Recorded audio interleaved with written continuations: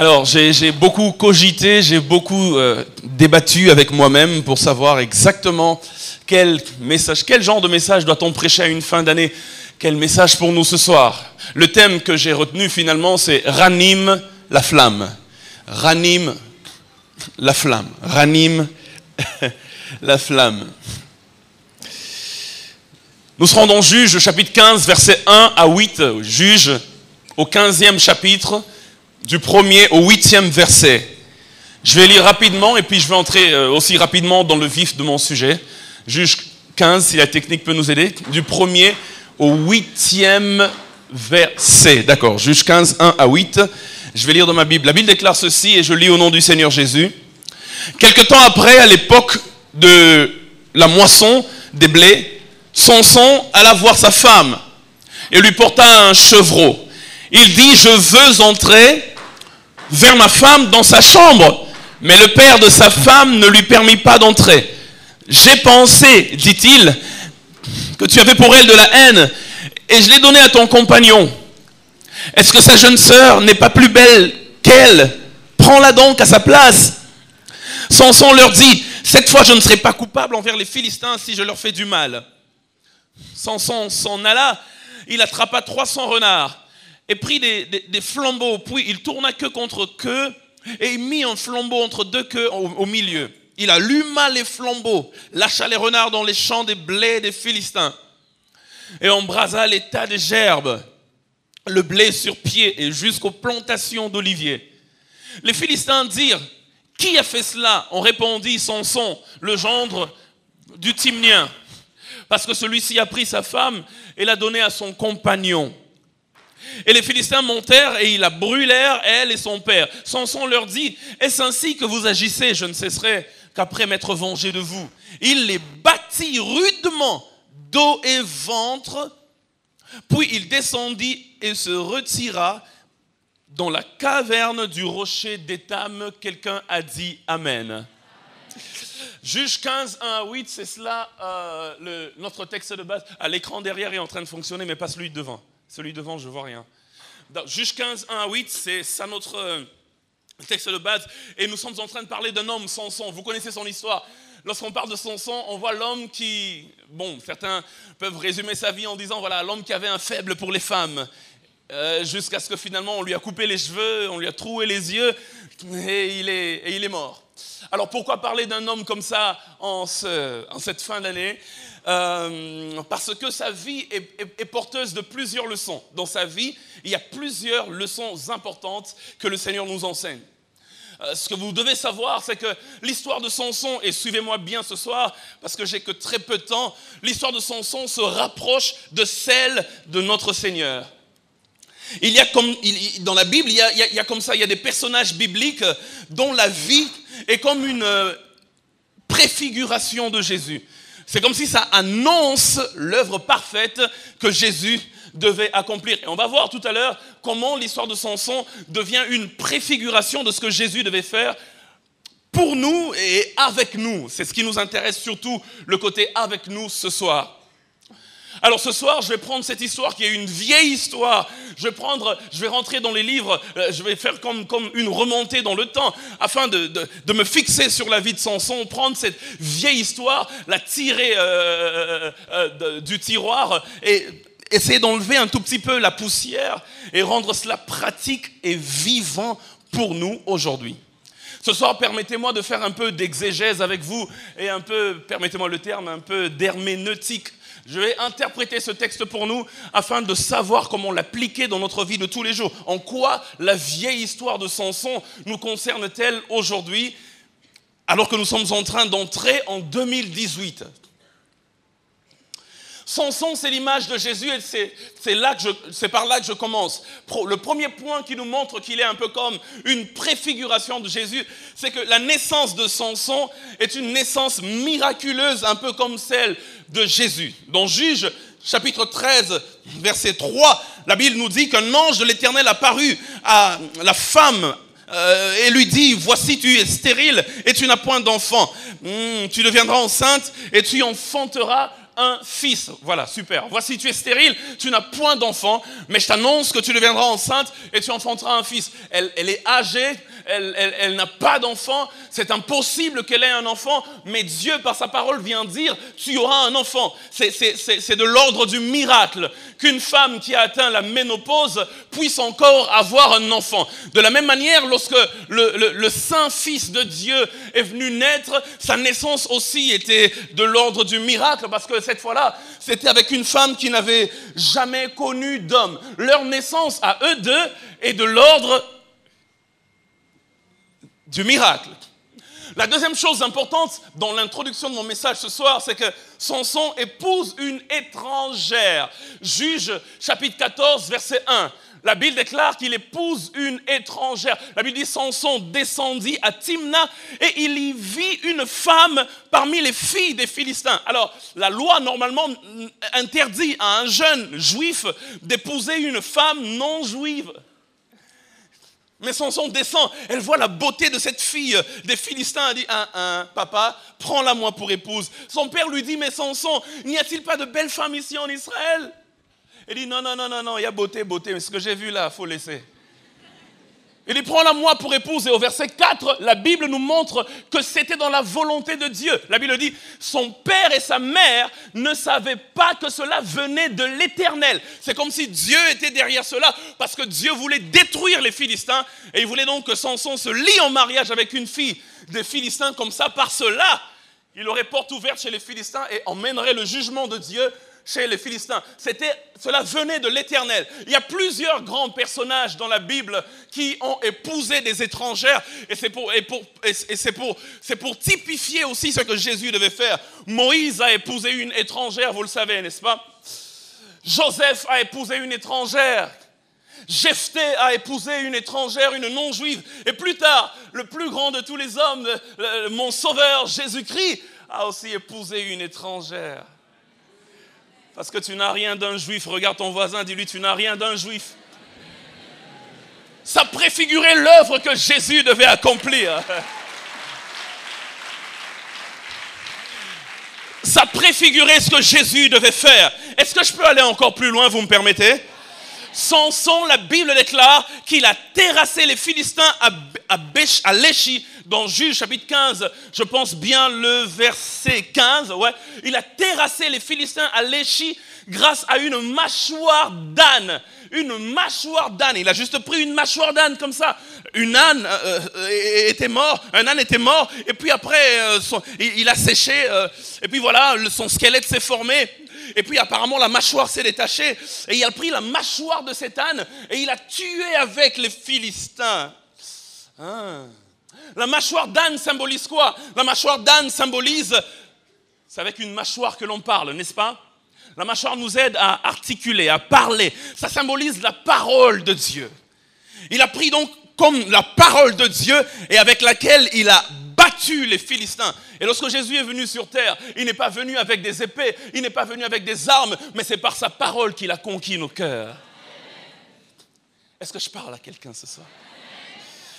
Samson, la Bible déclare, lorsqu'il a battu les Philistins dans Juge, chapitre 15, verset 18, la Bible déclare à un moment donné, il a eu soif. La Bible dit, pressé par la soif, il invoqua l'Éternel et dit, c'est toi qui as permis par la main de ton serviteur que j'aie cette grande délivrance, mais tu vas me laisser mourir de soif.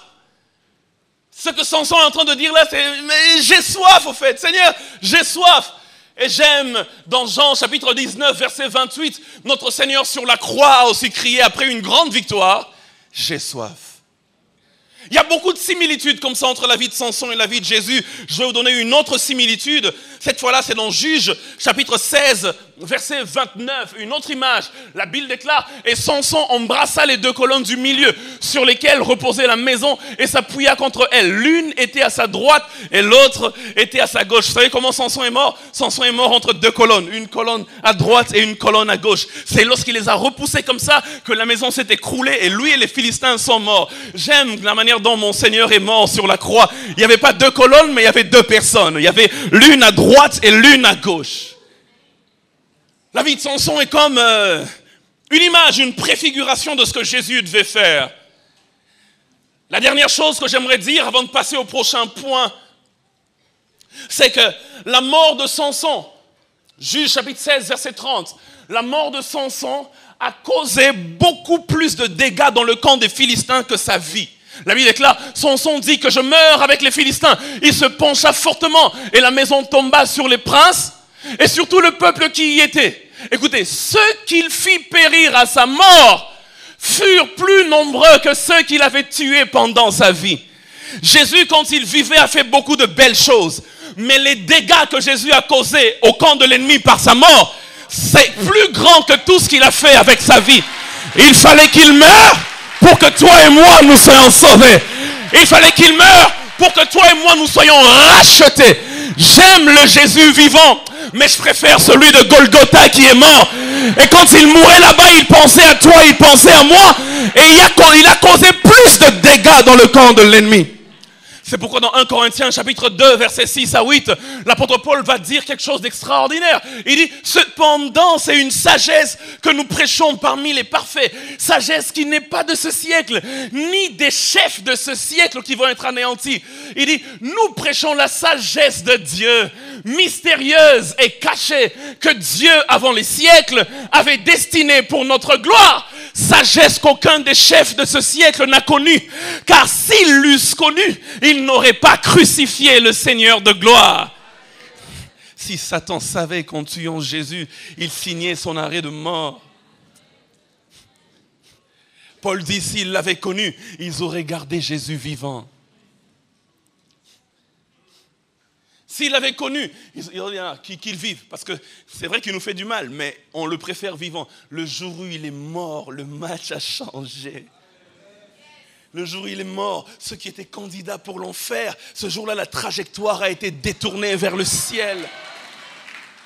Le jour où il est mort, ceux qui étaient candidats de mourir de certaines maladies par ces meurtrissures. Le jour où il est mort, toutes les malédictions qui posaient sur ta vie sont passées sur Jésus.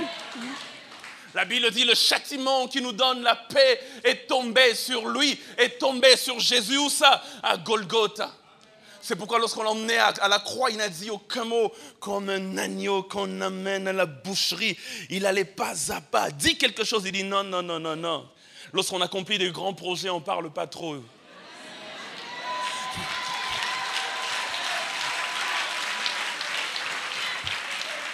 Il est allé petit à petit. On dit, mais dis quelque chose. On l'insulte, on crache sur lui, mais il garde sa bouche. Il sait que la sagesse infiniment variée de Dieu est sur le point de s'accomplir. S'il ose parler, on risque de ne plus le tuer. Alors il faut qu'il passe par là, il faut qu'il passe par là. Il a accepté cette souffrance pour toi. Hein? Il a accepté cette souffrance pour moi. Il est allé petit à petit. Et quand il rendait l'âme, le diable, il y a une des phrases que Jésus a dites que Satan n'a pas compris sur la croix. Lorsqu'il mourait, il dit tout est accompli. Il dit non, non, non, non, non, tout est fini parce que tu es mort. Mais il dit non, non, non, tout est accompli. Le projet de Dieu vient de s'accomplir. Le projet de Dieu vient de s'accomplir. Oh Satan, tu ne sais pas. C'est vrai que quand j'étais vivant, j'ai chassé les démons. Quand j'étais vivant, j'ai guéri les malades. Et ça te dérangeait. Mais ça, c'est que si ce qui vient de se faire maintenant, ça va te déranger de génération en génération en génération. Le même évangile reste fort aujourd'hui. Le même évangile reste puissant jusqu'à ce jour. J'aimerais que le monde le sache. Jésus-Christ crucifié est la source de notre salut.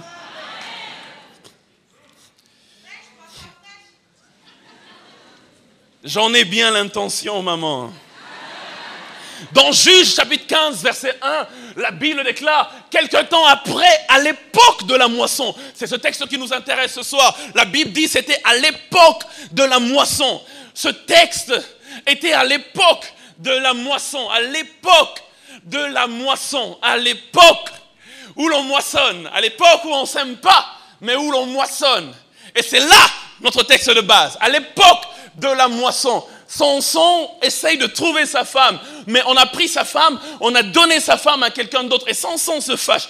Il se fâche, il prend 300 renards, il le lie par leur queue, il met des flammes au milieu, une flamme pour 2 renards. Et puis il leur dit, partez au champ des Philistins. Et ils partent au champ des Philistins. Ils détruisent toute la récolte. Je vais vous dire ce que veut dire cette moisson. Jean chapitre 4, verset 35 à 39. Jésus dit, ne dites-vous pas qu'il y a encore 4 mois jusqu'à la moisson. Voici, je vous le dis, levez les yeux et regardez les champs qui blanchissent déjà pour la moisson. Celui qui moissonne reçoit un salaire et amasse des fruits pour la vie éternelle, afin que celui qui sème et celui qui moissonne se réjouissent ensemble. Car en ceci, ce qu'on dit est vrai. Autre est celui qui sème et autre celui qui moissonne. Je vous ai envoyé moissonner ce que vous n'avez pas travaillé, d'autres ont travaillé et vous êtes entrés dans leur travail. Verset 39. Plusieurs Samaritains de cette ville crurent en Jésus à cause de la déclaration formelle de la femme qui disait, il m'a dit tout ce que j'ai fait. Jésus dit, lorsqu'on parle de moisson, vous dites qu'il reste 4 mois pour la moisson. Je vais vous dire ce que veut dire en fait la moisson. La moisson, il dit, levez les yeux et regardez. Il dit, levez les yeux et regardez. Les épis sont déjà blancs. Quand il dit lever les yeux, regardez, pourquoi il le dit? Là où il parlait avec cette femme, c'était un peu comme vers une vallée. Il y avait le puits que Jacob avait laissé à ses fils. Mais la ville de Samarie était un tout petit peu comme vers une colline.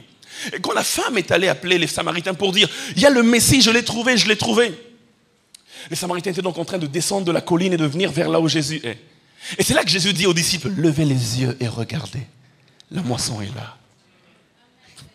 Il dit, ces vies que vous voyez en train de venir ici, c'est ça que moi j'appelle la moisson. Il dit, c'est ça. Il dit, les épis sont blancs. Il dit, c'est l'heure de moissonner.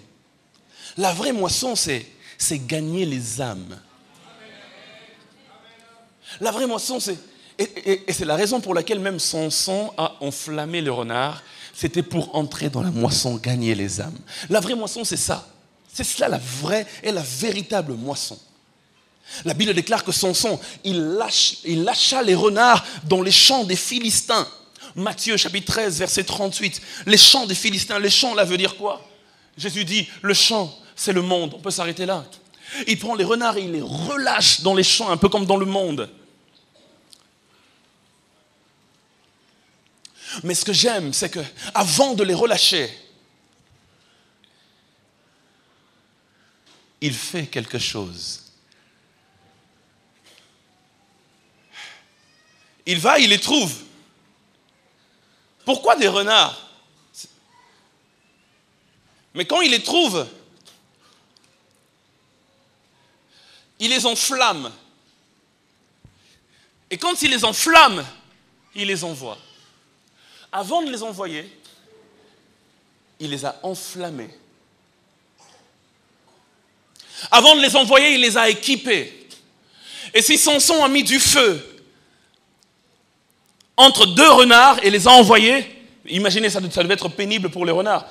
En fait, leur queue est en train de brûler, en fait. Et ils sont obligés de courir. Ils peuvent pas rester là. Ils sont obligés de courir.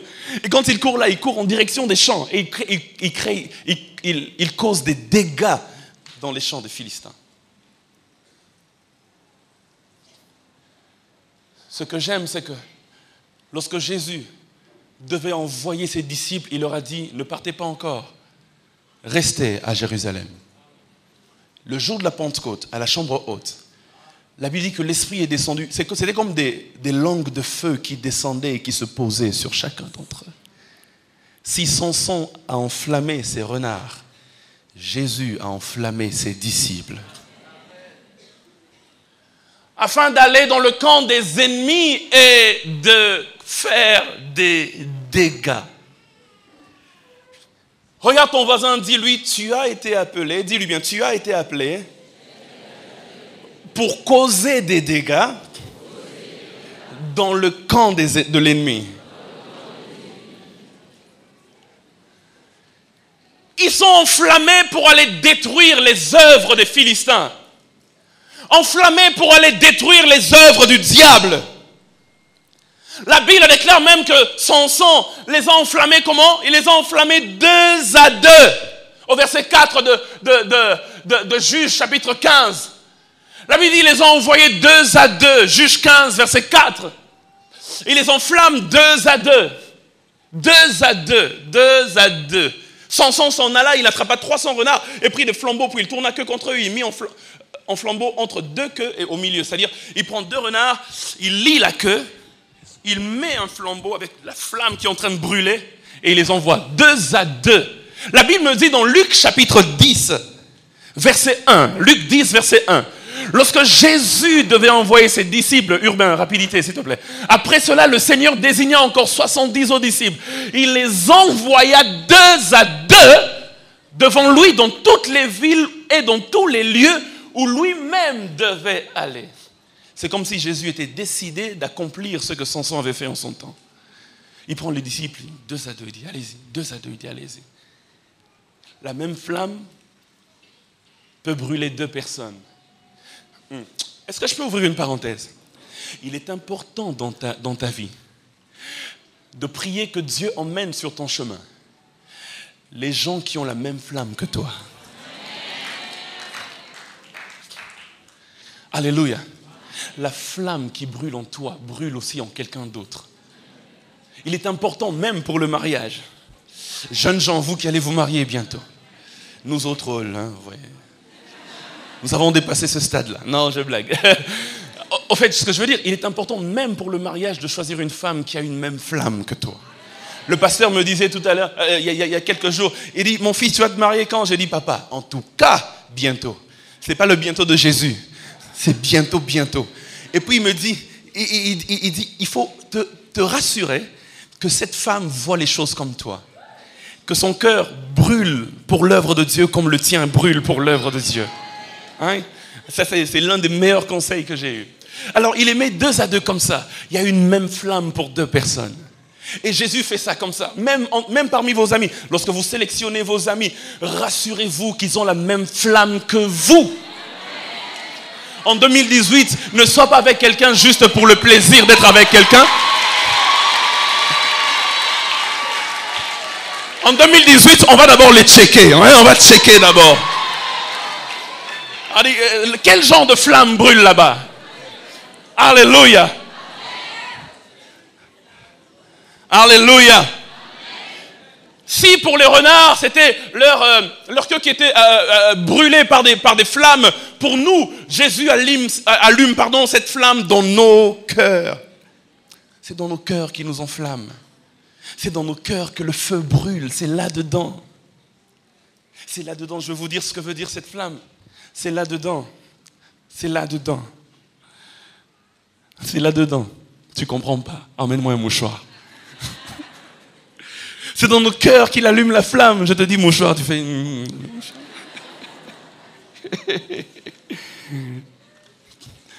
Cette flamme représente quoi? Cette flamme représente 2 choses et j'aimerais vraiment que vous puissiez bien les noter parce que on va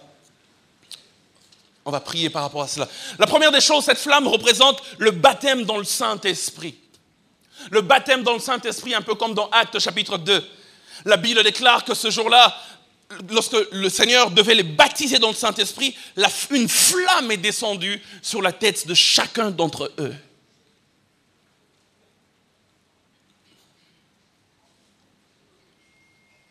Ce soir, je prie, alors que nous sommes à l'aube de 2018, que le Seigneur baptise quelqu'un ce soir dans le Saint-Esprit. Je ne veux pas entrer en 2018 avec tous les défis de 2018. Je ne veux pas y aller avec l'onction de 2017. Je veux une nouvelle onction. Qu'il y ait un rafraîchissement ce soir. Qu'il y ait un renouvellement ce soir. Ce soir, entre 23h59 et minuit, qu'il y ait quelque chose de nouveau qui vienne sur moi. Alléluia. Même David, lorsqu'il devait entrer dans une nouvelle saison de sa vie, il y avait toujours une nouvelle onction qui descendait sur lui. Samuel l'a oint et quelques temps après, lorsqu'il devait diriger Hébron, on l'a encore oint pour ça. Et quelques temps après, lorsqu'il devait diriger tout Israël, on l'a encore oint pour ça. À chaque nouvelle saison, il y a une nouvelle onction. À chaque nouvelle opportunité, il y a un nouvel équipement. Et je prie que Dieu nous équipe aujourd'hui parce que les défis de 2018 seront différents de ceux de 2017. Et quand il y a un défi nouveau, il y a une onction nouvelle. Alléluia. Que Dieu nous oigne pour cela. Qu'il pose son huile sur nous en ce jour.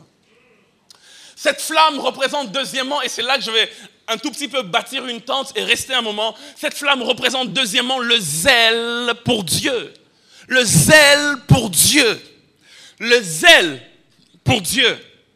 Et lorsque le Seigneur m'a dit de parler ce soir, il m'a dit d'insister sur le zèle pour Dieu. Et je vais vous dire pourquoi j'insiste. Jean chapitre 2, verset 17. La Bible est claire. Ses disciples se souvinrent qu'il est écrit: le zèle de ta maison me dévore. D'autres versions disent: le zèle de ta maison est comme un feu qui me dévore.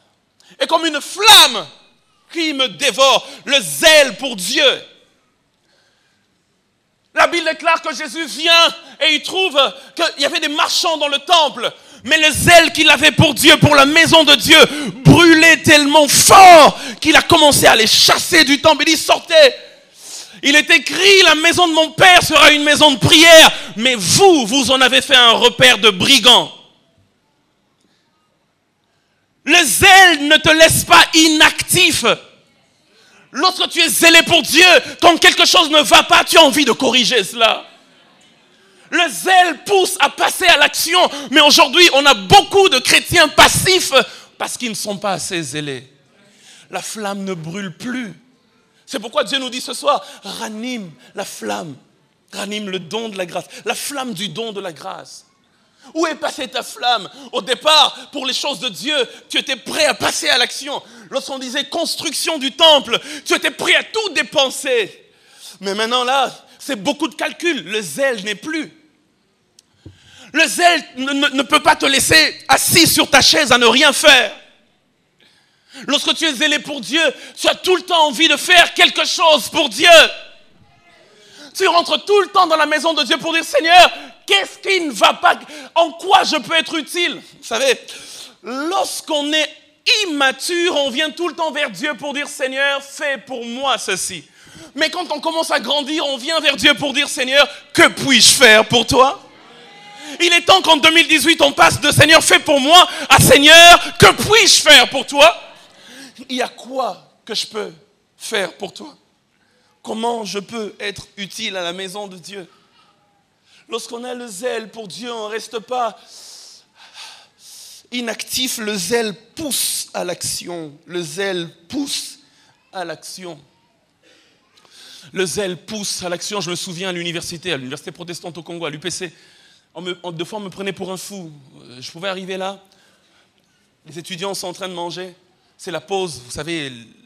Les étudiants, ils mangent. Bon, voilà. Après, je débarque là, je leur dis: alors les amis, est-ce que vous pouvez me donner 5 minutes? Ils sont en train de manger. J'allais dire un truc, mais je ne peux pas le dire là. Enfin, j'allais dire, ils n'en ont rien à faire, quoi, au fait. Oui, ils n'en ont rien à cirer, au fait. 5 minutes de quoi? Le cours va reprendre bientôt, je mange, c'est la pause et tout.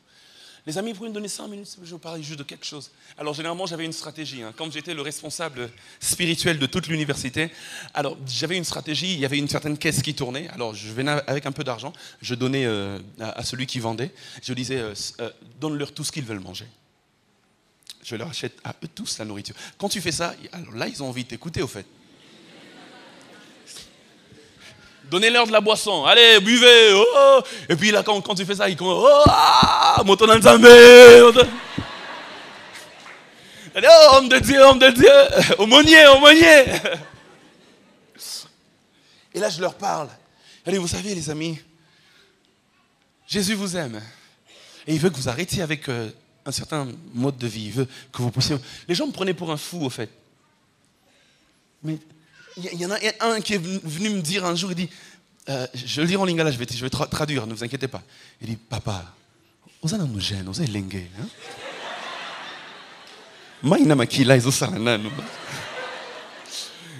Profitez de la jeunesse.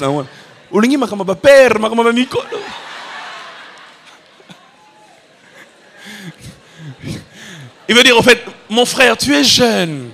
Profite de ta jeunesse, tu veux faire des choses comme les adultes, là, les vieux papas là, des protestants. Le zèle te pousse à l'action.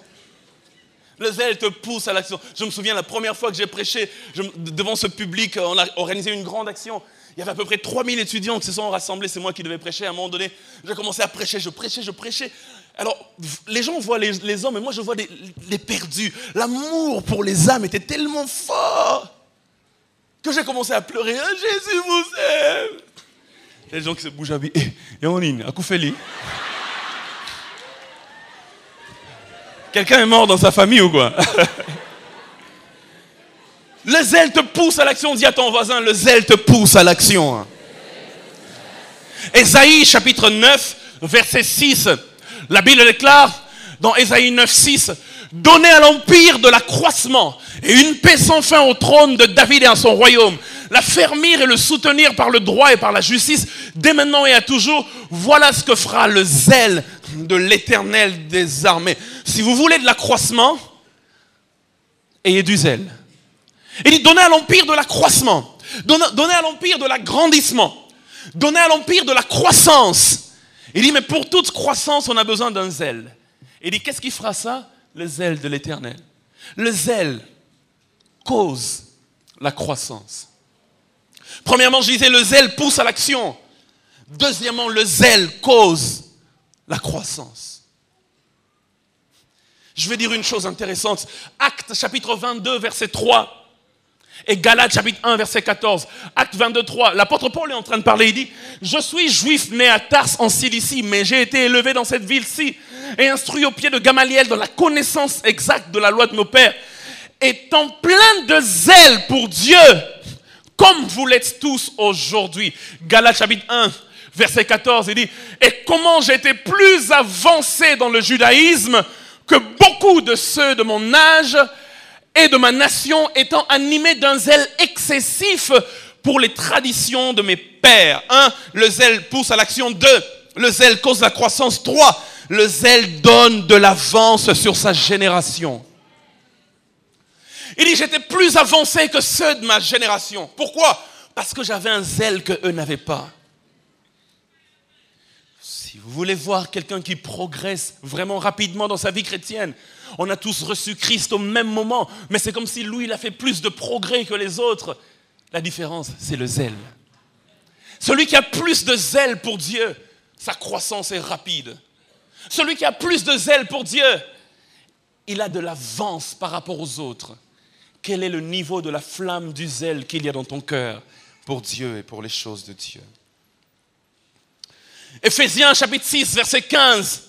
Une dernière leçon sur le zèle. La Bible dit, mettez pour chaussure à vos pieds le zèle que donne l'évangile de paix. Le zèle fait de nous des missionnaires. C'est quoi le zèle? On parle de zèle, on parle de zèle, on parle de zèle. Prédicateur, c'est quoi le zèle? Le zèle, c'est une ardeur, c'est un empressement, c'est un dévouement mis au service d'une cause, d'une personne ou à l'accomplissement d'une tâche. C'est une ardeur, c'est un empressement. Lorsque ça brûle, tu ne peux que courir. Les renards de Samson ne marchaient pas, je vous assure les amis. Ça brûlait et puis ils marchent et puis ils dandinent et puis avec un bon déhanchement, non. Je vous assure, ils couraient parce que ça brûlait. Si vraiment dans ton cœur ça brûle pour Dieu, ta vitesse sera différente. C'est une ardeur, un empressement, un dévouement mis au service d'une cause ou d'une personne. Et pour nous, c'est pour l'œuvre de Dieu, pour l'accomplissement de la tâche que Dieu nous a donnée. Dieu veut qu'on ait du zèle. Il veut qu'on ait du zèle. Qu'on ait de l'empressement, de l'énergie spirituelle. Je vais donner une note importante. Romains chapitre 10, verset 2. L'apôtre Paul dit, dans Romains chapitre 10, verset 2, « Je leur rends le témoignage qu'ils ont du zèle pour Dieu, mais sans intelligence. » La note que j'aimerais donner ce soir, c'est qu'il est important que le zèle soit accompagné d'intelligence et même de bonnes connaissances. Plusieurs, regardez même parmi vous, même dans votre entourage, beaucoup de gens sont zélés pour beaucoup de choses différentes. Paul lui-même était zélé pour tuer les chrétiens, vous savez ça? Il les emprisonnait, il les tuait. Mais quand il a reçu la bonne connaissance, il s'est rendu compte que le zèle était bon. Mais quand le zèle n'est pas gouverné par la bonne connaissance, ça te désoriente. Beaucoup sont zélés pour des choses bizarres, les passions de ce monde. Ce que je reconnais chez nos amis de l'autre côté, ce que je reconnais, la plupart d'entre eux ont du zèle, peut-être même plus que certains chrétiens. Mais le problème, c'est qu'ils deviennent des kamikazes parce qu'ils sont convaincus que s'ils tuent certaines personnes, ils iront au ciel, que Allah va les accueillir d'une manière miraculeuse. Ils ont le zèle, mais ce n'est pas accompagné de la bonne connaissance. Il est important que la connaissance de Dieu dirige le zèle pour Dieu. Beaucoup de gens, même dans nos familles, quand ils parlent de quelque chose, ils sont passionnés, ils sont zélés pour la chose. Mais tu te dis, mais si ce zèle pouvait être mis dans le service de Dieu. Paul dit, ils ont le zèle, mais ils n'ont pas d'intelligence. Ils ont le zèle, mais ils n'ont pas la bonne connaissance. Je prie que quelqu'un qui était sur un mauvais chemin, que Dieu le rencontre comme Paul, qu'il tombe de son cheval comme Paul, et qu'il se rende compte que les écailles des yeux sont tombées, et il voit maintenant comme Dieu voit. Lorsque tu n'as même pas de connaissance sur que doit être ta vie, tu peux être zélé pour une cause, alors que Dieu t'attend dans une autre cause. Ils ont le zèle, mais ils n'ont pas de connaissance. Frères et sœurs, laissez-moi vous dire que le combat dans ce monde, l'un des grands combats dans ce monde, dans notre vie spirituelle, l'un des grands combats que le diable mène contre nous, c'est le combat contre la flamme qui brûle au-dedans de nous. Le combat contre le zèle qu'il y a au-dedans de nous. Beaucoup de gens ont commencé zélés, mais après ils se sont refroidis. C'est pourquoi Paul dit à Timothée dans 2 Timothée 1,6, il dit « Ranime le don de la grâce ». D'autres versions disent même « Ranime la flamme du don de la grâce ». Il dit « Elle était là, Timothée. Lorsque je t'ai connu, j'ai prié pour toi. Par imposition de main, tu as reçu la flamme. Tu as cru en Jésus. Tu as abandonné le monde. Tu servais le Seigneur, fidèle à l'église. Lorsqu'il y avait culte, tu venais tout le temps. Mais de moins en moins, tu viens. Ranime la flamme du don de la grâce. » Il dit, ranime cela. Timothée, ça a baissé. La flamme ça brûlait fort, mais de plus en plus, le feu est en train de s'éteindre. Et plusieurs ici, ils ne sont pas rentrés dans le monde. Ils sont toujours dans l'église, mais ils ont perdu leur premier zèle. Ils ont perdu leur premier amour. Lorsque Jésus est venu vers cette église, il dit, ce que j'ai contre toi, c'est que ton premier amour n'est plus. Quand tu as commencé à servir Dieu, c'était fort. Mais plus tu avances, plus tu grandis, plus ça baisse. Il dit, ranime cela, s'il te plaît. Il dit, la flamme que j'ai déposée dans ton cœur, comme Samson pour les renards, elle est partie où? Le diable combat notre flamme. Le diable combat notre passion pour Dieu. Je vous assure, toutes les choses qui vous arrivent, même de négatif, le but c'est de tuer votre flamme. Quelqu'un est passé par une grande déception. Quelqu'un d'autre a connu un coup dans la vie, un être cher est mort. Et vous dites, mais où est Dieu dans tout ça? Dieu, il est où? Si votre Dieu était là, pourquoi il a permis que telle ou telle autre personne meure? Et ça tue le zèle. Les circonstances douloureuses que l'on rencontre dans ce monde, le but de l'ennemi derrière tout cela, c'est de tuer ton zèle pour Dieu. Et voilà, le zèle est parti. Le zèle est parti. Une femme a perdu son fils. Un pasteur est venu dire à cette femme, vous savez, Dieu ne t'a pas abandonné. Elle dit, mais non, mais arrête, s'il te plaît. C'est trop facile. Dieu ne m'a pas abandonné. Mon fils est mort. Et tu me dis, Dieu ne m'a pas abandonné. Il était un bon garçon, il n'était pas turbulent. Et tu me dis, Dieu ne m'a pas abandonné. Où était ton Dieu quand mon fils était en train de mourir? Et le prédicateur lui répond, il était au même endroit où il était quand son fils, à lui aussi, était en train de mourir à la croix de Golgotha.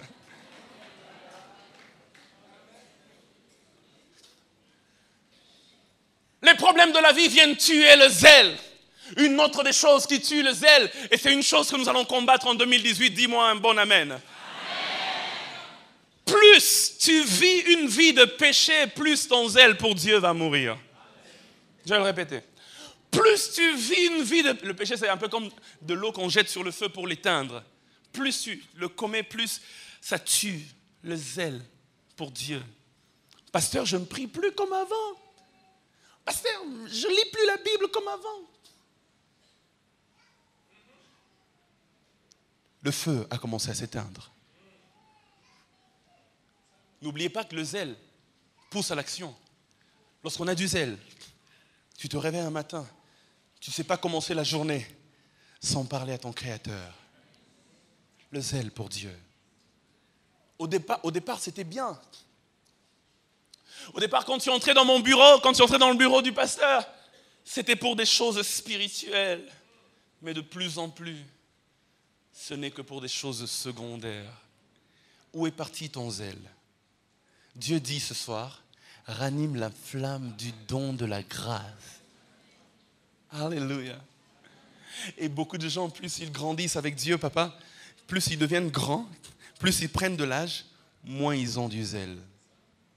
Ils disent, ça c'est pour les petits enfants là. Vous avez déjà entendu ça, non? Quand on voit un nouveau converti, les nouveaux convertis sont comme ça, ils sont trop zélés. Mais attendez, donnez-lui 2 ans, 3 ans. Le zèle, non, moi depuis que j'ai connu Dieu là, mon zèle monte toujours. Alléluia.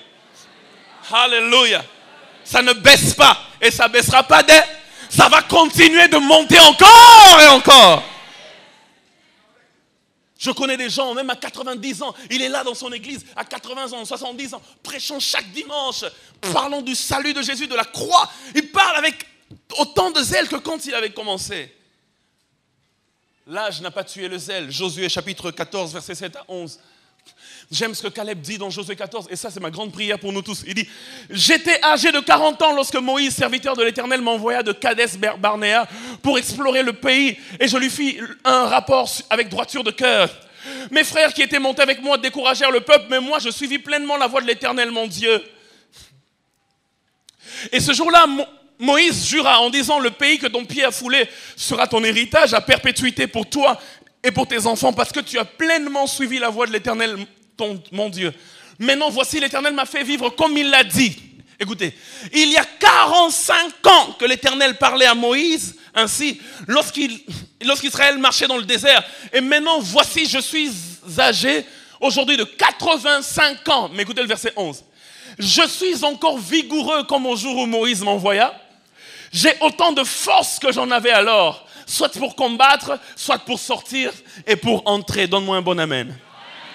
J'avais 40 ans quand Moïse m'a parlé. Il dit maintenant j'ai 85 ans, 45 ans sont passés. Mais il dit je n'ai pas perdu ma vigueur. J'ai gardé la même vigueur, j'ai gardé la même force, j'ai gardé le même zèle pour combattre, pour sortir, pour entrer. Mais plusieurs, quand ils étaient jeunes, un peu plus jeunes, il y avait plus de zèle. Et plus ils grandissent, il y a moins de zèle. Caleb dit, ça fait 45 ans que je garde la même flamme. Ça fait 45 ans que je garde la même passion. Si la flamme qui brûlait meurt, tu casses le pont vers la prochaine génération. Parce que nous sommes appelés, à la fin de notre course, à transmettre la flamme à une nouvelle génération. Mais si toi, dans ta course, ta flamme n'est plus, que vas-tu transmettre ?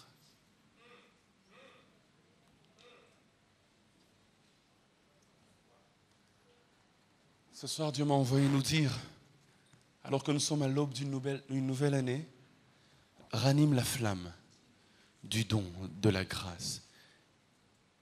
Est-ce qu'on peut incliner nos têtes en prière ?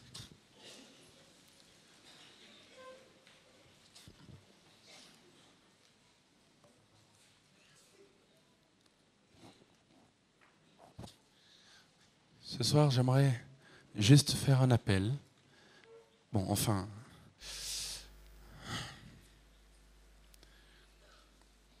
j'aimerais quelqu'un qui aimerait dire, homme de Dieu, je reconnais que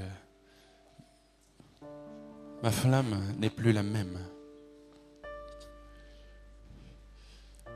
L'ardeur, l'empressement n'est plus le même.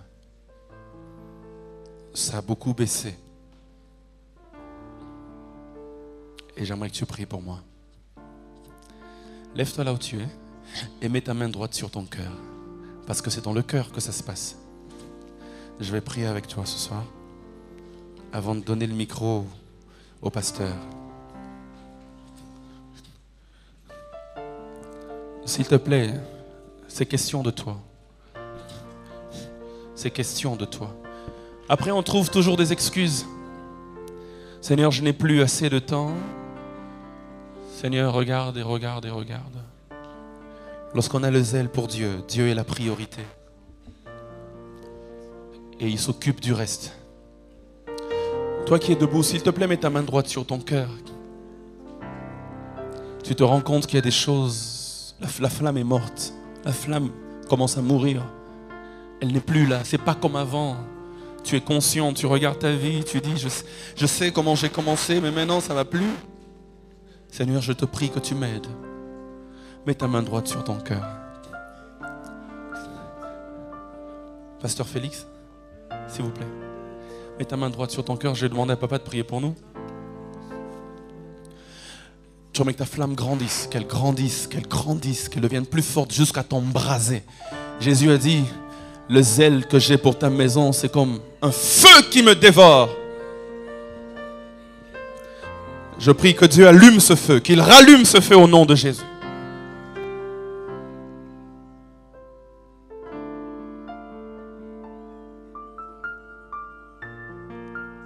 Je sens que le Saint-Esprit est en action maintenant.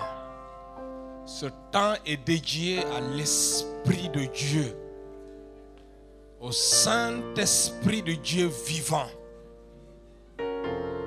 qui est descendu dans la salle, qui est en train de toucher les cœurs, qui ranime la flamme. Il le fait actuellement, il le fait à présent. Je vois des flammes de feu. Des flammes de feu. Des flammes de feu qui brûlent, qui touchent. Oui, Saint-Esprit, le Dieu vivant, il touche quelqu'un ce soir. Il est là pour ranimer la flamme. Laisse-toi toucher ce soir. Laisse-toi toucher ce soir. Esprit de Dieu, touche maintenant. Te touche maintenant. Le feu, un feu nouveau est déposé. Dieu est en train de déposer un feu nouveau. Un feu nouveau. Dieu est en train de déposer une nouvelle flamme, de verser sur toi une nouvelle huile.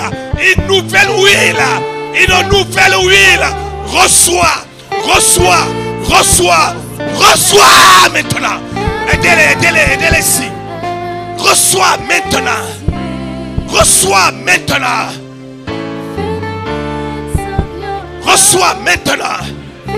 Reçois ton feu nouveau. Reçois ta flamme maintenant. Rabashakaria makara solori babakara bashantari.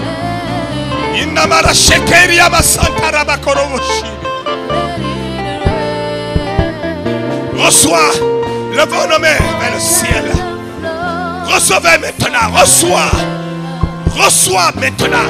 Je vois le feu de Dieu qui descend sur toi maintenant. Qui descend sur toi maintenant. Je vois des vies enflammées. Dieu est en train d'enflammer une nouvelle génération.